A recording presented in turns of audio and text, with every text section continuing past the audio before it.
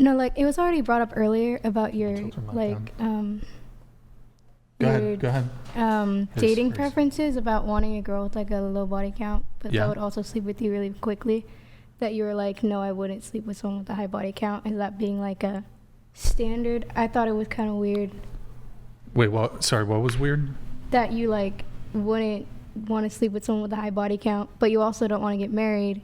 So it's like, why? I mean, as if it's like an STD thing and they're clean, like why would you not want to? Well, I'm a little confused as to the tying it into the marriage thing, because what would me wanting to get married or not wanting to get married have to do with finding it more optimal to date somebody who hasn't slept with a bunch of men? I'm just saying, like, why is that like decreases their value is what you would think, which I also like feel that way too. So it's like, but if you're not dating for marriage, like, what are you dating for? Well, do you think you can't have a lifelong girlfriend and have kids? No, I think that's ridiculous. Yeah, why is it ridiculous? Because why would you stay with someone but not also just like just go ahead and marry them then if you plan on staying with them forever? Like, what's the problem? Well, I mean, this is the solipsism. So you're saying, why would a woman do that? But I'm the man here, so you need to make a convincing argument why I should get married to a woman. I get for you, maybe you don't like the deal, but I think it's a better deal for me to not get married. So convince me that I should get married. I feel like it's not something that I can really convince you of, though. Well, I mean, you've come on a dating podcast to have this conversation. Yeah. So let's have the conversation. Then you're not going to change my mind. I mean, but I'm happy to have the debate. Because you want to date other people, like, in your lifetime? You don't want to, like, just only be with one person? Wait, is that why you don't want to get married, because you want to be with other people? Do I need to get married to stay with somebody for the rest of my life? No. Okay. Are you worried about the like liability or repercussions? The liability of what? Like I should say repercussions of marriage. Of getting. Is that yes, so? You wouldn't. I am concerned about the liabilities. So you wouldn't love somebody enough to make that commitment? Well, I can just reverse this onto you. Why can't she love me enough to not get married? I guess. So your argument falls apart. I guess so. I guess that just because your values don't match mine. So, like, I wouldn't agree with that if I were the girl.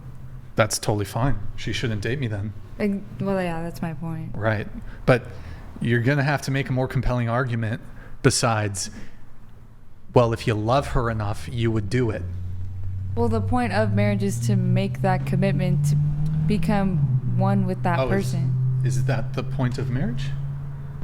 It's to be with that person for the rest of your life. Dating is kind of like a precept to marriage.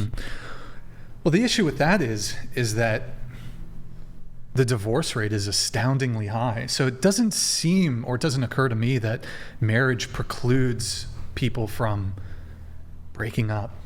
I would say the divorce marriage is influenced by the ideals idolized today, because people think love is a feeling, not an action. Being in love is a feeling that's fleeting, but loving someone is a commitment where you reach a point, because a lot of marriages reach that point where it's like a lull and you decide, okay, no, we're gonna make this work, or we're gonna work together to continue with each other. But most people choose dating because when it gets to that point, they're afraid to make that strong commitment to get past it.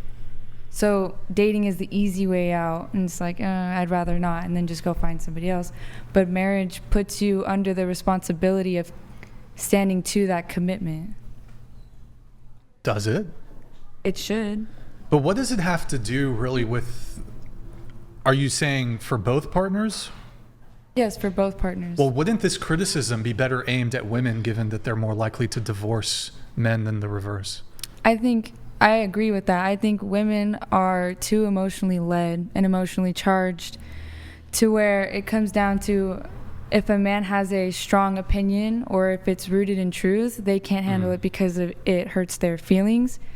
But I think what we need to teach women is your feelings don't matter when it comes to the truth. there's a hard truth Sure. and then there's a harsh truth. It's up to the man to be a good leader and a good man to be able to give the hard truth without just, blatantly being harsh. So I feel like when you guys bring it up, I agree. Women leave a lot of relationships for invalid reasons, but there's the small case of you have a man who couldn't lead the woman and she was displeased with the lack of leadership, which I guess would that even be pretext for a divorce? I have some things that I want to add to going off. Wait, let me really quickly ask Andrew. Andrew, let me ask you a question. A Christian woman marries a Christian man, and he is, at least in her assessment, failing in his capacity to lead in the relationship, but he's otherwise a good person, a good man, there's no abuse. Is that enough pretext for a divorce? No, Paul addresses this specifically. So the Apostle Paul says that even if the man falls away from Christ, the woman should stay married to him if she's a follower of Christ, because the likelihood is higher that he will be brought back to Christ by her not abandoning the marriage. No, I understand. From a faithful perspective, that's different. I'm talking more of a secular. Oh, you're okay. Secular. We can keep it right? secular. Because Then. as a woman, for me personally, I pray for a husband because who better to choose my husband than the creator of all things? And me personally, I like to wait and work on myself so that when I come across a man of such value, I'm valuable enough for him to pursue me in such a way. Because I would prefer to have a traditional type of love, but in today's age, it's extremely rare. Well, so I would like to bring it back to the whole marriage thing. Really quick, though, there's a chat coming in. I'll let it come through, then we'll get right back to it. Ogle donated $200. Okay, so hypothetically, if there was a prenup that said you get $0 upon divorce, would that still be an acceptable commitment of marriage in the ways they're describing? To you two? I feel like it's a cop-out if you sign a prenup. It's like you're already planning for failure. Oh, I see. Well, that's awful convenient to say, but I wonder this, right? And of course, I already know what your answer will be because it's a cop-out answer, but let us assume for a moment that the divorce courts were rigged in the favor of men instead of women, right? And that women were getting screwed over as much as men have gotten screwed over in the last 50 years inside of divorce courts.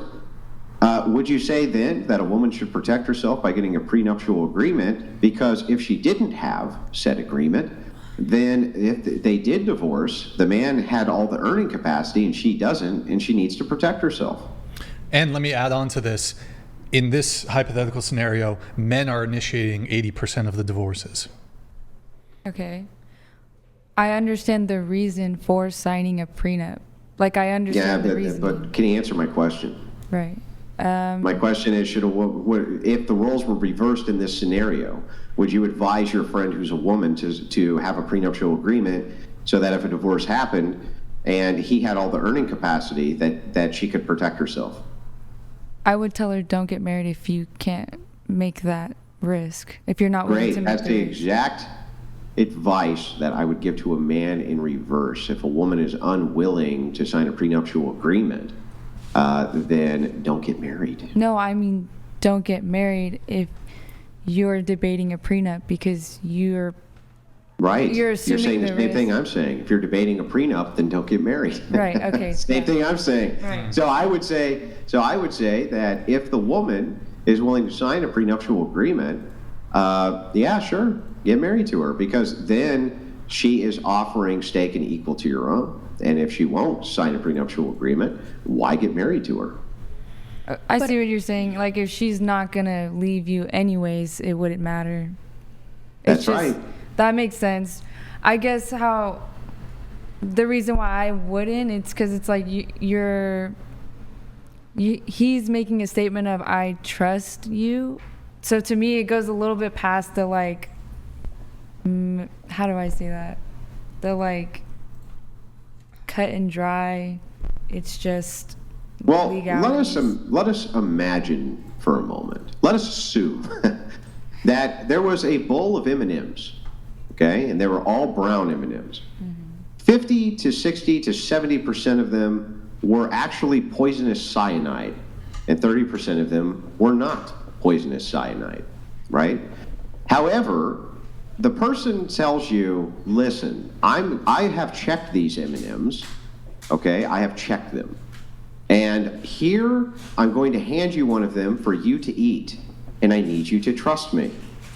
Or, option 2 is you can take the M&M and get it laboratory tested, right? Would you say that it's a betrayal of the trust to go and have it lab tested before you eat the M&M? I would say it's smart, especially in today's dating world. I would say it's smart, yeah, to go and get the M&M tested, right? However, I believe that if there is no trust in a relationship, then the relationship is not good. I want you to know that this was cleverly done, how you tried to skirt the question. You didn't actually answer it, though. And so to ask you again, would you say it's a breach of trust to have the cyanide M&M, the possible cyanide M&M, tested, even though the person you love said that they already tested it? Are you actually breaking the trust by having that tested before you eat the M&M? I would say yeah, because you're going against the word. Yes, okay. So you would take the chance that you would take a cyanide-laced M&M rather than the potential that you might make the other person feel like you've broken their trust.